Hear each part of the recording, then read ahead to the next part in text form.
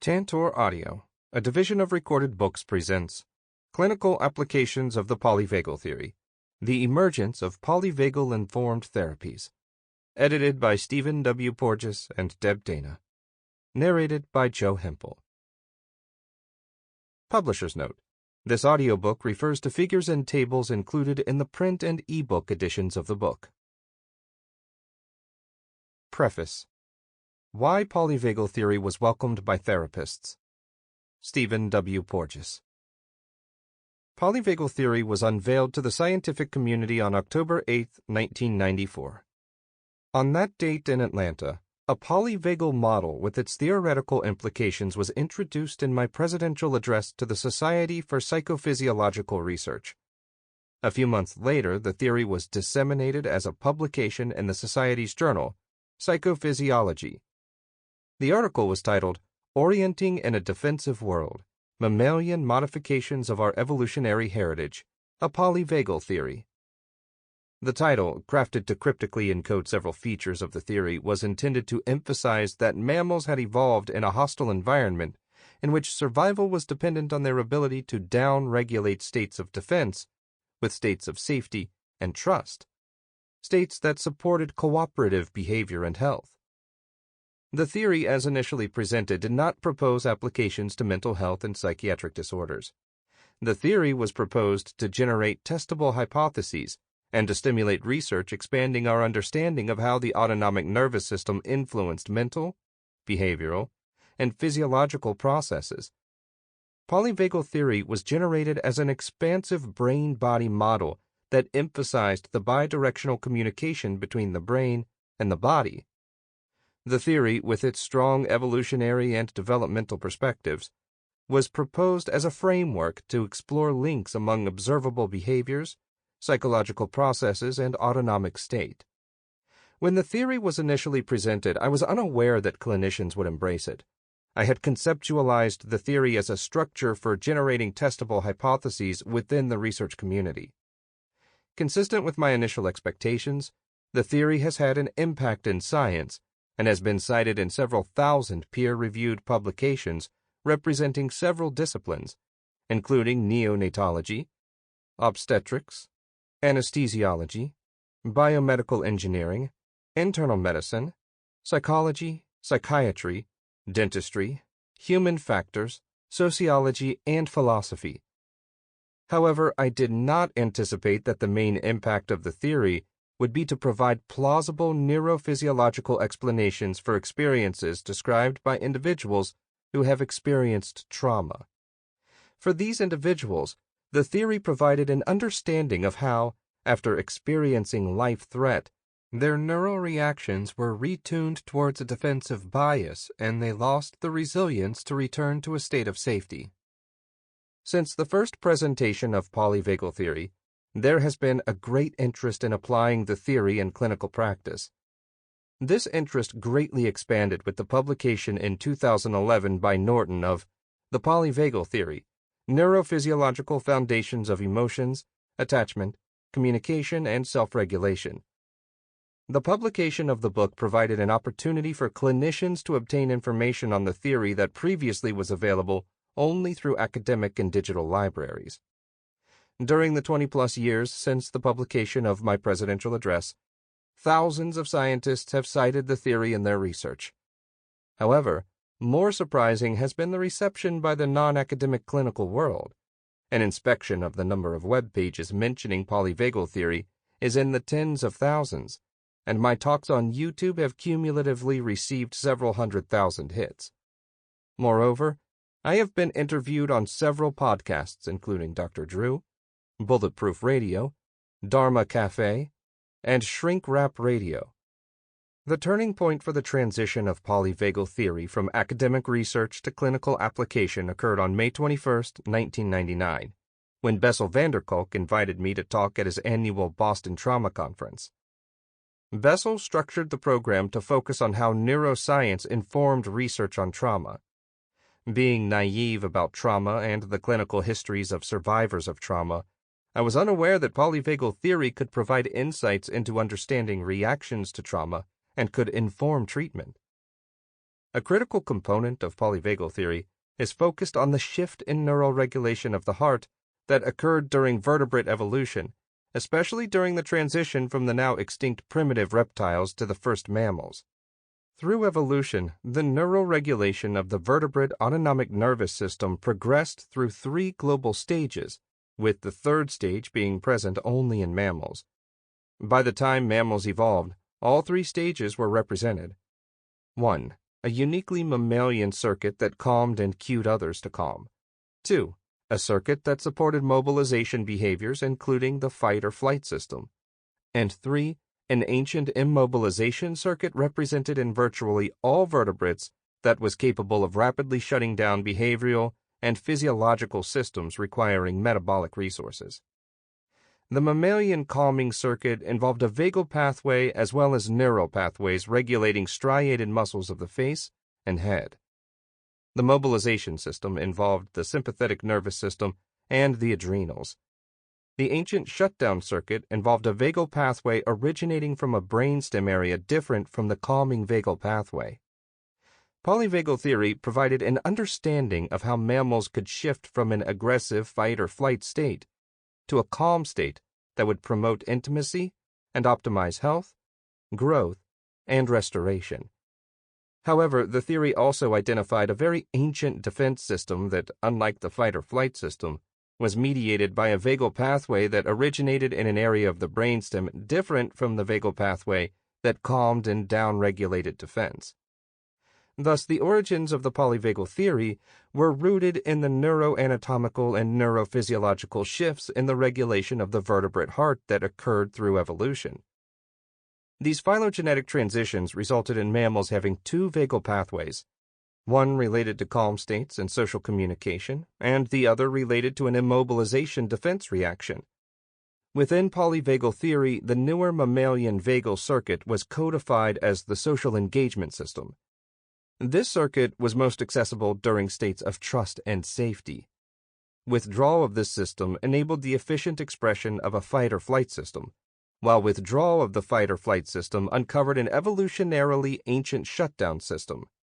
The shutdown system, when enabled in mammals, results in fainting, defecation, and, as I would learn later, dissociation. This immobilization response was the body's attempt to become inanimate in the presence of a predator. It is important to note that neural mechanisms involved in the fight or flight system, that is, sympathetic nervous system, and the neural mechanisms involved in the shutdown system are also recruited during safe, calm states to efficiently support homeostasis and to enable play and intimacy. However, when not in a state of safety, the autonomic nervous system efficiently supports defensive strategies of fight or flight and shutdown. By understanding the phylogenetic changes in the neural regulation of the vertebrate autonomic nervous system, polyvagal theory proposed a hierarchy of reactions to challenges that paralleled evolution in reverse. This strategy was consistent with the construct of dissolution, or evolution in reverse, proposed by John Hewlings Jackson to explain the disinhibition of older brain structures when newer brain structures were damaged. The mechanism through which cues in the environment reflexively, without awareness, triggered massive adaptive shifts in autonomic state, was subsequently added to the theory with the construct of neuroception. After presenting the theory at Bessel's Boston trauma meeting, I was informed that polyvagal theory provided a missing construct in the explanation of experiences following trauma. Prior to my presentation, the scientific explanation of the effects of trauma focused on the assumption that the trauma reactions were fight or flight reactions, mediated by the sympathetic nervous system and the hypothalamic pituitary adrenal HPA axis. In general, these reactions have been clustered in the term stress. Consistent with this prevalent global stress model, survivors of trauma were categorized and diagnosed with a disorder known as post-traumatic stress disorder, PTSD. The word stress within the diagnostic label fit nicely with an assumption that the trauma-related disruptions to homeostatic functions were due to alterations in sympathetic nervous system and HPA axis function. However, physiological data and personal experiences did not support this contention. Slowly, a different narrative emerged for survivors of trauma, which included a downregulation of the sympathetic nervous system and HPA axis, convergent with personal experiences of shutdown, immobilization, and dissociation. Polyvagal theory provided a neurophysiological model that coincided with the experiences of many survivors of trauma. Personal communications, such as the quote here, illustrate how polyvagal theory has provided survivors of abuse and trauma with a better understanding of bodily reactions. I read about the body immobilizing instead of fighting or fleeing. I am now 69, and when I was 18, I was nearly strangled and then sexually assaulted. Years later, I was speaking with my daughter about this incident, and she was disbelieving that I did what I did and that I froze. I felt so ashamed and judged. After reading your theory, I cannot tell you how excited and vindicated I feel. I'm crying right now. Personal Communication, 2013. Unlike many of my colleagues who treat and study trauma, trauma was not a focus of my research or part of my theoretical agenda. Without traumatologists being interested in polyvagal theory, there would not have been an entree for the theory to contribute to the understanding and treatment of trauma. This entree was due to three pioneers in traumatology: Peter Levine, Bessel van der Kolk, and Pat Ogden. Each has graciously welcomed me on their journey to understand and rehabilitate the disruptive effects of trauma. It was through their passion to help their clients, their commitment to learn, and their curiosity to understand the processes involved in experiencing and recovering from trauma that they embraced insights from the theory in their treatment models. My interactions with Peter started in the late 1970s, when Peter's curiosity led him to call me and discuss models of homeostatic function. At that time, I was developing time series statistical models to describe and quantify the vagal regulation of the heart from beat-to-beat heart rate variability. Peter and I became good friends, and in the late 70s and early 80s participated in think tank workshops on the neurobiology of emotion regulation. Over the years, I have seen Peter's insights crystallize and evolve into a powerful treatment model that became the basis of somatic experiencing. Through Peter, I was drawn into the community of somatic therapy. As I started to be invited to give talks in the more interdisciplinary and eclectic area of somatics and psychotherapy, I was on programs with Pat and Bessel in the 1990s. Pat was developing sensory-motor psychotherapy as a bridge between somatic therapy and psychotherapy. She, like Peter, emphasized the potent role of appropriately accessing and managing implicit memories. I met Bessel in the world of somatic therapists as he was on his passionate journey to help his clients. Through Pat, I was a frequent speaker at the annual meetings on attachment and trauma at UCLA, organized by Marion Solomon and the Lifespan Learning Institute. These meetings now form the focal point for clinicians interested in interpersonal neurobiology. At the Boston trauma meetings organized by Bessel and the UCLA meetings organized by Marion Solomon, I became good friends with Dan Siegel, Norman Deutsch, Alan Shore, Diana Fascia, and Louis Cozolino. As the circle of colleagues expands, our understanding of trauma is enriched. Frequently, several of us are on the same program and have had the opportunity to conduct joint workshops. Through these interactions, I became informed about the profound disruptive impact of trauma on a significant portion of the population. I became aware that survivors of trauma often go through life without an opportunity to understand their bodily reaction to the trauma or to recover the ability to regulate and to co-regulate their physiological and behavioral state. Many of these individuals are re-victimized when discussing their experiences and are often reprimanded for not fighting or fleeing. Others are chastised for not psychologically recovering when there is no apparent physical damage. The theory stimulated interest in clinical applications. This prompted invitations for me to talk at clinically oriented meetings and to conduct workshops on polyvagal theory for clinicians. During the past few years, through the publication of the Polyvagal Theory and talks, there has been an expanding awareness of polyvagal theory across several clinical areas. This welcoming by the clinical community identified limitations in my knowledge. Although I could talk to clinicians and deconstruct their presentations of clinical cases into constructs described by the theory, I was not a clinician. I was limited in how I related the theory to clinical diagnosis, treatment, and outcome. Consistent with these limitations, I continually receive requests to provide more clinical examples in presentations. These experiences have served as the motivation to edit a volume in which clinicians describe how they have applied polyvagal theory in their own work. The current volume evolved through interactions with clinicians who shared with me their enthusiasm and creativity in integrating aspects of polyvagal theory into their work. As I discussed clinical applications with many clinicians, the idea of an edited book took form. The goal was not to have authors recapitulate the theory, but to explain how the theory enabled them to expand their work. The authors of the chapters were invited to focus their chapters on how polyvagal theory provides insights into their clinical practice, how the theory offers an organizing principle that facilitates a better understanding of clinical conditions and enhances communication with their clients. My co-editor, Deb Dana, is one of the gifted therapists that I have met on my journey. Deb has an intuitive grasp of polyvagal theory and has creatively expanded aspects of the theory into the training models that she teaches in her workshops. Her skillful translation of polyvagal theory into exercises and subjective experiences provides clinicians and their clients with a broader understanding how the theory relates to clinical features and treatment outcomes.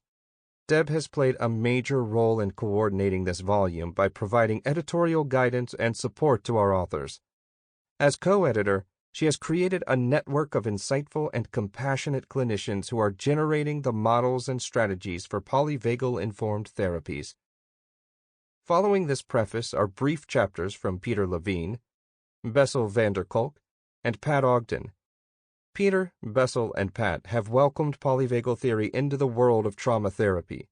Without their interest and foresight, polyvagal theory may have languished in my laboratory and not readily transitioned into traumatology. I am sincerely grateful for their passion for improving the quality of life of their clients and their commitment in bringing polyvagal theory into their models of therapy. Since all authors were asked not to retell polyvagal theory, I have written an overview chapter on the theory. Following the overview are chapters illustrating and documenting how insightful clinicians have incorporated aspects of the theory into diverse clinical settings. The chapters provide vivid examples of how polyvagal theory provides a language of the body that has enabled the authors to passionately express their desire to understand and to optimize the human experience. It is our hope that this edited volume fulfills the need for clinical examples of how polyvagal theory can improve the treatment and understanding of clinical conditions. Part 1. The Introduction of Polyvagal Theory into the World of Trauma Therapists. 1. Polyvagal Theory and Trauma. Peter A. Levine. Abstract. This chapter tells a personal story of the parallel and interactive journeys between two longtime friends and colleagues, as well as an application of polyvagal theory involving the understanding of emergent properties of complex systems, bottom-up processing, self-regulation, and the resolution of traumatic experiences. It also discusses how this application of polyvagal theory has an impact on the fields of internal medicine and trauma-related chronic pain. The map may not be the territory, but it sure helps you to get around. Peter A. Levine. In addressing the vital role played by polyvagal theory as it informs trauma-based therapies, I've chosen to take a somewhat personal and historical perspective. I begin by reflecting on a 4-decade relationship with the senior editor of this volume, a special filial friendship that developed around our shared interests and passion for bottom-up processes, emergent properties, self-regulation, and playful laughter. Since our first meeting in 1978, Stephen Porges and I have remained kindred spirits and willing co-conspirators. His work on polyvagal theory developed a key holistic concept he called neuroception. This organismic perception was an emergent property of 3 distinct autonomic, visceral, and somatic states signaling safety, danger, and life threat. During the decades that Porges was evolving his visionary theory, I was developing my life's work, called somatic experiencing. For most of the previous centuries, with the notable exception of William James and Carl Lang at the turn of the 20th century, the autonomic nervous system and visceral organs were believed to be unconscious, far outside the realm of awareness.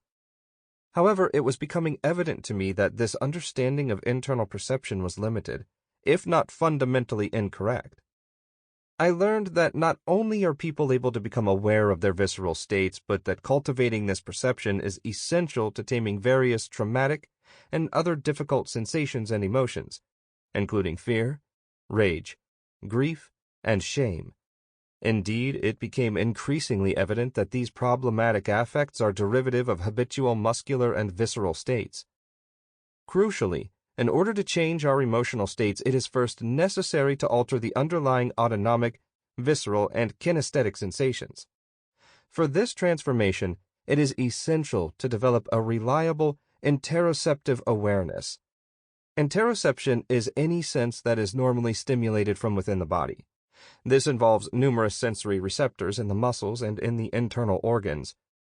These receptors are neurologically linked to nuclei in the brainstem as part of a complex feedback system. Interoception is thought to be abnormal in clinical conditions such as PTSD and alexithymia. So, while mine was a clinical body awareness approach, it was clearly mirroring Porges's polyvagal theory, as this short chapter will hopefully elucidate. This unfolding story traces back to an unexpected and pivotal event that occurred in 1969 as I was developing a body-mind stress treatment modality. At that time, I was in the midst of a doctoral program in the Department of Medical and Biological Physics at UC Berkeley. In this interdisciplinary program, I was free to study in my elected fields of neurophysiology, stress research, zoology, physics, and math, as well as continuing with my clinical practice. Ed Jackson, a psychiatrist friend, knowing of my keen interest in stress and in mind-body healing, asked me to see a patient of his I'll call Nancy.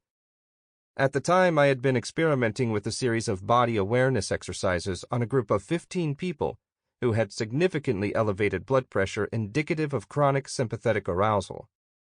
I had found that teaching them how to relax certain muscles in their neck, jaw, and shoulders often brought their high blood pressure to a normal level, 120/70, sometimes in a matter of 20 minutes. This shift would imply that a dynamic balance between the sympathetic and parasympathetic branches of the autonomic nervous system was restored. Nancy had been suffering from what would now be called fibromyalgia, chronic fatigue, irritable bowel syndrome, migraines, severe premenstrual syndrome, and urinary problems. She had also been plagued with debilitating panic attacks and agoraphobia, to the extent that she was unable to leave her house without being accompanied by her husband. Even with this critical support, such an excursion was terrifying and exhausting. Her life had become a living hell. My psychiatrist friend thought that perhaps some of my relaxation exercises might at least help with her severely limiting anxiety. With the best of intentions, I began a relaxation session with Nancy. On arrival, her heart rate was pounding at about 120 beats per minute, as seen by observing her carotid artery pulse, indicating sympathetic arousal. Her head and eyes were cast downward, assiduously avoiding any eye contact with me. I cautiously taught her how to relax certain muscles in her neck and jaw, and, to my self-satisfaction, her heart rate slowly dropped to a more normal 75 beats per minute, indicating a balanced and reciprocal relationship between sympathetic and parasympathetic. I wasn't only pleased with the efficacy of my techniques, but I was grateful for her comforting improvement. However, just as she seemed to be settling, her heart rate abruptly skyrocketed to about 160 beats per minute, hyperactivation of the sympathetic system, followed by a gradual descent, much to my relief. However, my reprieve was short-lived as her heart rate rapidly plummeted to a frightful 50 beats per minute, seeming to indicate the onset of an unexpectedly powerful parasympathetic dominance. At this point, her face became deathly pale and her fingers turned icy cold. Her eyes desperately locked onto mine as she pleaded, "I'm dying. Don't let me die. Help me. Don't let me die." At that dark moment of peril, just as her pulse reached the slowest rate yet, I was able to guide her to envision an effective motoric action of escape. Out of the blue, a fleeting image of a tiger, readying to spring at its prey, had appeared to me. Following my intuition without fully understanding the significance, I engaged her in mobilizing an active defensive response by commanding, "Nancy, there's a tiger chasing you. Run! Run fast! Climb those rocks and escape!" Later, when she described her experience in the session, Nancy reported how, at first, her legs couldn't move, that they felt like lead. But then she noticed that her body was filling up with energy. She noted that, with my encouragement, she was able to stay with these challenging sensations. She could feel herself starting to move, and then running, full out, culminating in a triumphant escape. Nancy reported that after climbing the rocks, she turned and looked down, and instead of seeing the tiger, she saw herself at the age of 4, held down by several doctors and nurses who were forcing an ether mask over her face for a tonsillectomy. Nancy had been completely terrified and overwhelmed at the time. Her body had, for 20 years, needed to mobilize an active escape. She finally did this, retrospectively, in response to the evocative image of the tiger, introduced at the critical moment of her collapse. Her successful escape was now embodied in the emergence of a new, reconsolidated, procedural memory engram, one of power and agency instead of helplessness and defeat. During the session, Nancy experienced waves of shaking and trembling, cycles of heart rate changes and changes in temperature, from cold to hot and finally to an even, warm skin tone. Each of these cycles was followed by deep, spontaneous breaths.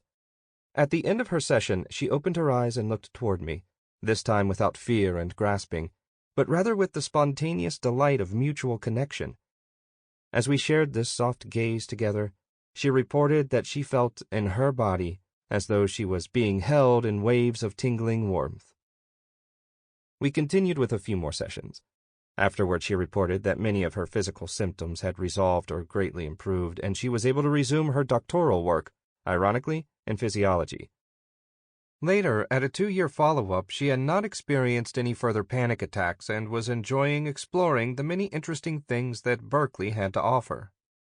Needless to say, I began to try to understand her extreme physiological changes and the salubrious effect at the end of the session. In order to comprehend what had happened in the session, as well as her long-term improvement, I was pulled in several directions. First, I was finding pieces of the puzzle in the field of ethology, the study of wild animals in their natural environments, as well as my evolving understanding of the autonomic nervous system. In 1969, some months before my encounter with Nancy, I was participating in a weekly seminar on animal behavior in the zoology department. One of the professors, Dr. Peter Marler, an ethologist, had mentioned an obscure biological phenomenon. He described how, when a wild animal is physically restrained without a struggle, it enters a dramatically immobilized state called tonic immobility, known by the colloquial phrase playing possum. During tonic immobility, the animal's respiration is so faint that one can barely detect life. To the naked eye, it looks dead. However, it is not just playing dead. Instead, the animal has entered a profound physiological state, one sometimes called thanatosis, because of its apparent similarity to death. In this state, an animal's heart rate typically drops to an extreme low because of parasympathetic dominance. Such an animal spontaneously recovers from this paralytic state in a matter of seconds to minutes, usually after the predator has left the scene. However, if the animal is frightened before or during the restraint, it remains locked in this death-like state for a much longer time. This, I reasoned, was what had happened to Nancy when she was held down, physically immobilized and terrified. When visiting a physiology laboratory at the Federal Medical University of Brazil, one of the few groups studying the neural substrates of immobility, I had the rare opportunity to observe guinea pigs who were first frightened and then physically restrained. As these terrified animals struggled to escape, their heart rates, like Nancy's, were initially very high, just as you would expect in an animal activating a fight-or-flight response, that is, sympathetic dominance. However, as their frantic struggles continued, their heart rates and respiration suddenly dropped, precipitously, to a very low level, that is parasympathetic dominance. Sample complete. Ready to continue?